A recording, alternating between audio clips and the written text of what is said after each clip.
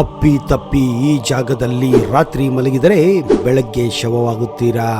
ಈ ಸ್ಥಳಕ್ಕೆ ಪ್ರತಿ ತಿಂಗಳು ಅನ್ಯಗ್ರಹ ಜೀವಿಗಳು ಬರುತ್ತವೆ. ಸಿದ್ಧಿ ಪುರುಷರಿಗೆ ಮಾತ್ರ ಇಲ್ಲಿ ರಾತ್ರಿಯ ಸಮಯದಲ್ಲಿ ಶಿವನ ದರ್ಶನವಾಗುತ್ತದೆ. ಈ ಸರೋವರದಲ್ಲಿ ಕಾಲಿಟ್ಟರೆ ಮನುಷ್ಯ ಅಸ್ಥಿಪಂಜರವಾಗುತ್ತಾನೆ. ಹೌದು, ಹಿಮಾಲಯ ಅನ್ನೋದು ಬೃಹತ್ ರಹಸ್ಯಗಳನ್ನ ತನ್ನ ಒಡಲಲ್ಲಿ ಇಟ್ಟುಕೊಂಡಿರುವ ತಾಣವಾಗಿದೆ. ಇಲ್ಲಿ ಅದೆಷ್ಟೋ ರಹಸ್ಯಗಳು ವಿಜ್ಞಾನಕ್ಕೂ ನಿಲುಕದ್ದಾಗಿದೆ. ಹಿಮಾಲಯ ವಿಷಯಕ್ಕೆ ಬಂದಾಗ ಮಾನಸ ಸರೋವರ, ಕೈಲಾಸ, ಅಮರನಾಥ ಮುಂತಾದ ಪವಿತ್ರ ಸ್ಥಳಗಳು ನೆನಪಿಗೆ ಬರುತ್ತವೆ ಅಷ್ಟೇ. ಇದಲ್ಲದೆ ಹಿಮಾಲಯದಲ್ಲಿ ಇನ್ನೂ ಅನೇಕ ರಹಸ್ಯಮಯ ಸ್ಥಳಗಳಿವೆ. ಅವು ತಮ್ಮ ರಹಸ್ಯಗಳಿಂದಾಗಿ ಪ್ರಪಂಚಾದ್ಯಂತ ಪ್ರಸಿದ್ಧಿಯಾಗಿವೆ, ಕುತೂಹಲವನ್ನ ಹುಟ್ಟಿಸಿವೆ. ಇಲ್ಲಿಯವರೆಗೆ ಹಿಮಾಲಯದ ಅನೇಕ ರಹಸ್ಯಗಳನ್ನು ಕಂಡುಹಿಡಿಯಲು ವಿಜ್ಞಾನಿಗಳಿಗೂ ಸಾಧ್ಯವಾಗಿಲ್ಲ. ಅನೇಕ ಬಾರಿ ವಿಜ್ಞಾನಿಗಳು ಕೆಲವು ಸ್ಥಳಗಳನ್ನ ತಲುಪಲು ಪ್ರಯತ್ನಿಸಿದ್ದಾರೆ, ಆದರೆ ಈ ಕೆಲಸದಲ್ಲಿ ಯಶಸ್ವಿಯಾಗಿಲ್ಲ.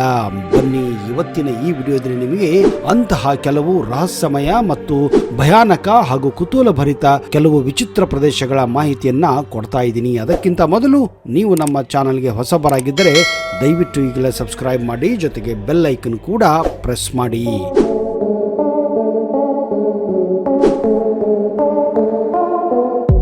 ಜ್ಞಾನಗಂಜ್, ಇದನ್ನ ಅಮರಜೀವಿಗಳ ನಗರ ಎಂದು ಕರೆಯಲಾಗುತ್ತದೆ. ಇಲ್ಲಿ ವಾಸಿಸುವವರಿಗೆ ಮರಣವೇ ಇಲ್ಲ. ಈ ನಗರದಲ್ಲಿ ಪ್ರವೇಶವಾದಂತಹ ಮನುಷ್ಯರು ಚಿರಂಜೀವಿಗಳಾಗುತ್ತಾರೆ, ಅಂದರೆ ಅಮರವಾಗಿ ಹೋಗುತ್ತಾರೆ. ಅವರಿಗೆ ಸಾವೇ ಬರುವುದಿಲ್ಲ. ಜ್ಞಾನಗಂಜ್ ಕೈಲಾಸ ಪರ್ವತ ಮತ್ತು ಮಾನಸ ಸರೋವರ ಬಳಿ ಇದೆ. ಧಾರ್ಮಿಕ ನಂಬಿಕೆಯ ಪ್ರಕಾರ ಈ ಸ್ಥಳದಲ್ಲಿ ವಿಶ್ವಕರ್ಮ ಆಶ್ರಮವನ್ನ ನಿರ್ಮಿಸಿದ್ದಾರೆ. ಇಂದಿಗೂ ಭಗವಾನ್ ಶ್ರೀರಾಮ, ಕೃಷ್ಣ, ಬುದ್ಧ ಮೊದಲಾದವರು ಈ ಸ್ಥಳದಲ್ಲಿ ಭೌತಿಕ ರೂಪದಲ್ಲಿ ನೆಲೆಸಿದ್ದಾರೆ. ಇದರೊಂದಿಗೆ ಮಹರ್ಷಿ ವಶಿಷ್ಠ, ವಿಶ್ವಾಮಿತ್ರ, ಮಹಾಯೋಗಿ ಗೋರಖನಾಥ್, ಶ್ರೀಮದ್ ಶಂಕರಾಚಾರ್ಯ, ಭೀಷ್ಮ, ಕೃಪಾಚಾರ್ಯ, ಅತ್ರಿ ಮುಂತಾದವರು ಈ ಆಶ್ರಮದಲ್ಲಿ ಭೌತಿಕ ರೂಪದಲ್ಲಿ ನೀವು ಕಾಣಬಹುದು. ಸಿದ್ಧಿಯೋಗಿಗಳು ಮಾತ್ರ ಇಲ್ಲಿಗೆ ತಲುಪಲು ಸಾಧ್ಯ. ಅಂತಹ ನೂರಾರು ಸಾಧುಗಳು ಸಾವಿರಾರು ವರ್ಷಗಳಿಂದಲೂ ಧ್ಯಾನ ಮಾಡಿಕೊಂಡು ಇಲ್ಲಿ ವಾಸಿಸುತ್ತಿದ್ದಾರೆ ಎನ್ನುವ ನಂಬಿಕೆ ಇದೆ.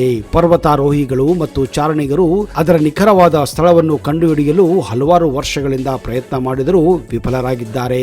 ಆಧುನಿಕ ಯುಗದ ಉಪಗ್ರಹಗಳು ಮತ್ತು ಇತರ ಮ್ಯಾಪಿಂಗ್ ತಂತ್ರಜ್ಞಾನಗಳು ಸಹ ಈ ಸ್ಥಳದ ನಕ್ಷೆ ಹುಡುಕಲು ಇಂದಿಗೂ ಕೂಡ ವಿಫಲರಾಗಿದ್ದಾರೆ.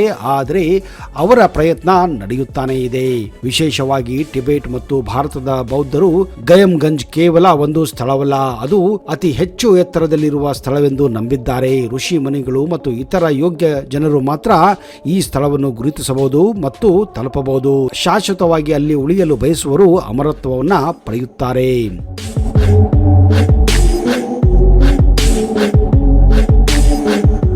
ರೂಪಕುಂಡ್, ಅಸ್ಥಿಪಂಜರ ಸರೋವರ ಎಂದು ಕರೆಯಲ್ಪಡುವ ಈ ರೂಪಕುಂಡ ಸರೋವರವು ಹಲವಾರು ರಹಸ್ಯಮಯ ವಿಷಯಗಳಿಂದ ಕೂಡಿದೆ. ಉತ್ತರಾಖಂಡದ ಚಮೋಲಿ ಜಿಲ್ಲೆಯಲ್ಲಿರುವ ರೂಪಕುಂಡ ಸರೋವರವು ಹಿಮಾಲಯದ ಅತ್ಯಂತ ನಿಗೂಢ ಸ್ಥಳಗಳಲ್ಲಿ ಒಂದಾಗಿದೆ. ಈ ಹಿಂದೆ ಈ ಸರೋವರದಲ್ಲಿ ಸುಮಾರು 200 ಮಾನವರ ಅಸ್ಥಿಪಂಜರಗಳು ಕಂಡುಬಂದಿವೆ. ಅನೇಕ ಸಂಶೋಧನೆಗಳ ಪ್ರಕಾರ ಈ ಅಸ್ಥಿಪಂಜರಗಳು ಸುಮಾರು 1000 ವರ್ಷಗಳ ಹಿಂದಿನಕ್ಕಿಂತ ಹೆಚ್ಚು ಪ್ರಾಚೀನವೆಂದು ಪರಿಗಣಿಸಲಾಗಿದೆ. ಇಂದಿಗೂ ಸರೋವರದ ನೀರು ಆವಿಯಾಗಲು ಪ್ರಾರಂಭವಾದಾಗ ಮಾತ್ರ ಸುತ್ತಲೂ ನಿಮಗೆ ಅಸ್ಥಿಪಂಜರಗಳು ಗೋಚರಿಸಲು ಪ್ರಾರಂಭಿಸುತ್ತವೆ. ಸ್ಥಳೀಯ ಜನರು ಹೇಳುವ ಪ್ರಕಾರ ಹಿಮಾಲಯದ ಪುಣ್ಯಭೂಮಿಯಲ್ಲಿ ಮೋಜು ಮಾಡುತ್ತಿದ್ದ ರಾಜನ ಪರಿವಾರ ನಂದಾದೇವಿಯ ಕೋಪಕ್ಕೆ ಗುರಿಯಾಗಿ ಹಿಮಪಾತದಲ್ಲಿ ನಶಿಸಿ ಹೋಗುತ್ತಾನೆ. ಇನ್ನೊಂದು ಕಥೆಯ ಪ್ರಕಾರ ಯುದ್ಧ ಮಾಡಿ ಹಿಂದಿರುಗುತ್ತಿದ್ದ ಕಾಶ್ಮೀರದ ರಾಜ ಮತ್ತು ಅವನ ಸೇನೆ ದಾರಿ ತಪ್ಪಿ ರೂಪುಕೊಂಡ ಬಳಿ ಹಿಮಪಾತಕ್ಕೆ ಸಿಕ್ಕಿ ನಶಿಸಿ ಹೋಗುತ್ತದೆ. ಇಲ್ಲಿ ಹಿಂದೆ ಅರಣ್ಯ ಸಿಬ್ಬಂದಿಯಾಗಿದ್ದ HK ಮಾಧವಲ್ ರೂಪುಕೊಂಡ ಸರೋವರವನ್ನ 1942ರಲ್ಲಿ ಅಸ್ಥಿಪಂಜರಗಳನ್ನ ಪತ್ತೆ ಹಚ್ಚಿದ್ದರು. 1960ರಲ್ಲಿ ಸಂಗ್ರಹಿಸಲಾದ ಮಾದರಿಗಳಿಂದ ಕಾರ್ಬನ್ ಡೇಟಿಂಗ್ ಅನ್ನ ಮಾಡಲಾಯಿತು. ಈ ಅಸ್ಥಿಪಂಜರಗಳು ಸುಮಾರು 1200 ವರ್ಷಗಳಷ್ಟು ಹಳೆಯದು ಎಂದು ಅಲ್ಲಿಂದ ತನಿಖೆಯಿಂದ ಗೊತ್ತಾಗಿದೆ. ಸಾಂಕ್ರಾಮಿಕ ಭೂಕುಸಿತ ಅಥವಾ ಹಿಮಪಾತದಿಂದ ಈ ಜನರು ಸತ್ತಿರಬಹುದು ಎಂದು ತಜ್ಞರು ಊಹಿಸುತ್ತಾರೆ.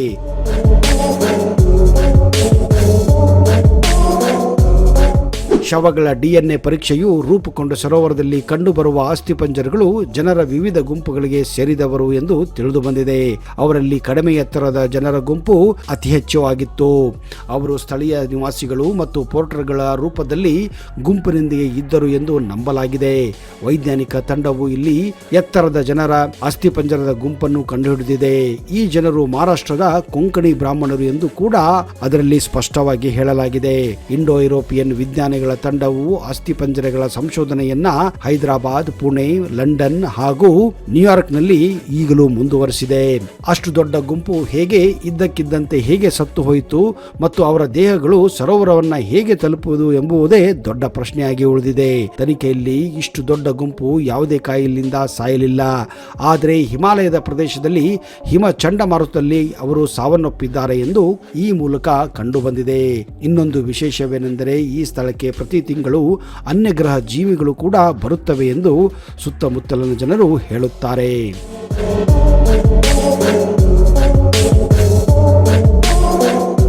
ಗಂಖರ್ ಪುನ್ಸುಮ್ ತಜ್ಞರ ಪ್ರಕಾರ ಇದು ವಿಶ್ವದ ಅತಿ ಎತ್ತರದ ಪರ್ವತವಾಗಿದೆ. ಇಲ್ಲಿ ಯಾರೂ ಈ ಪರ್ವತ ಶಿಖರವನ್ನು ತಲುಪಲು ಸಾಧ್ಯವಿಲ್ಲ. ಇದು ಯಾವ ಜನರು ಎಂತಹ ಸಾಹಸಮಯ ಜನರು ಕೂಡ ಏರಲಾರದಂತಹ ವಿಶ್ವದ ಏಕೈಕ ಪರ್ವತ. ಈ ಪರ್ವತವು ಭೂತಾನ್ನಲ್ಲಿದೆ. ಅರೆ ಮಾನವ ಏತಿ ಈ ಪರ್ವತದಲ್ಲಿ ವಾಸಿಸುತ್ತಾನೆ ಎನ್ನುವ ನಂಬಿಕೆ ಇದೆ. ಅನೇಕ ಬಾರಿ ಪರ್ವತಾರೋಹಿಗಳು ಸೇರಿದಂತೆ ಸ್ಥಳೀಯ ಜನರು ಏತಿಯನ್ನು ನೋಡಿದ್ದಾಗಿ ಹೇಳಿಕೊಂಡಿದ್ದಾರೆ. ಟಿಬೆಟ್ ಜನರು ಅದಕ್ಕೆ ಹೆದರುತ್ತಾರೆ ಮತ್ತು ಅದನ್ನ ಪೂಜಿಸುತ್ತಾರೆ. ಟಿಬೆಟಿಯನ್ ಎತ್ತರದ ಪರ್ವತವನ್ನು ದೇವರೆಂದು ಕೂಡ ಪರಿಗಣಿಸುತ್ತಾರೆ. ಇದಕ್ಕಾಗಿ ಜನರು ಗಂಖರ್ ಪುನ್ಸುಮ್ನ ಮೇಲ್ಭಾಗಕ್ಕೆ ಹೋಗಲು ಅನುಮತಿಯೂ ಕೂಡ ನೀಡುವುದಿಲ್ಲ. ಅಪ್ಪಿತಪ್ಪಿ ಈ ಜಾಗದಲ್ಲಿ ರಾತ್ರಿ ಮಲಗಿದರೆ ಬೆಳಿಗ್ಗೆ ಶವವಾಗುತ್ತಾರೆ ಅನ್ನುವ ಒಂದು ನಂಬಿಕೆ ಕೂಡ ಈ ಜಾಗದಲ್ಲಿದೆ.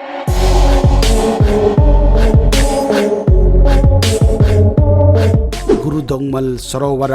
ಈ ಸರೋವರವು ಗುರು ಪದ್ಮ ಸಂಭವಕ್ಕೆ ಸಂಬಂಧಿಸಿದೆ.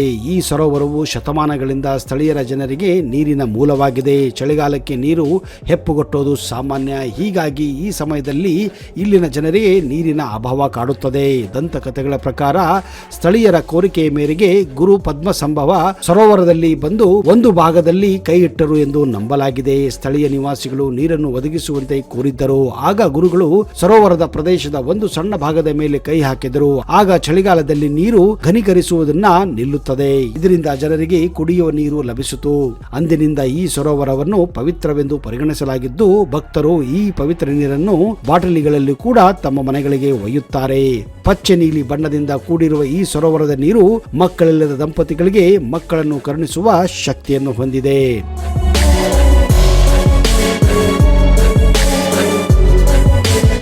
ನೋಡಿದಿರಾ ಸ್ನೇಹಿತರೆ, ಆ ಹಿಮಾಲಯದಲ್ಲಿ ಏನೆಲ್ಲ ರಹಸ್ಯಮಯ ಸ್ಥಳಗಳು ಇವೆ. ಇವಷ್ಟೇ ಇಲ್ಲಿ ರಹಸ್ಯಮಯ ಸ್ಥಳಗಳಿಲ್ಲ. ಇನ್ನು ಹಲವಾರು ರಹಸ್ಯಮಯ ಸ್ಥಳಗಳ ಮಾಹಿತಿಯನ್ನ ಬರುವ ಸಂಚಿಕೆಯಲ್ಲಿ ನಿಮಗೆ ಕೊಡುತ್ತೇನೆ. ಅಲ್ಲಿಯವರೆಗೆ ಜೈ ಹಿಂದ್, ಜೈ ಕರ್ನಾಟಕ.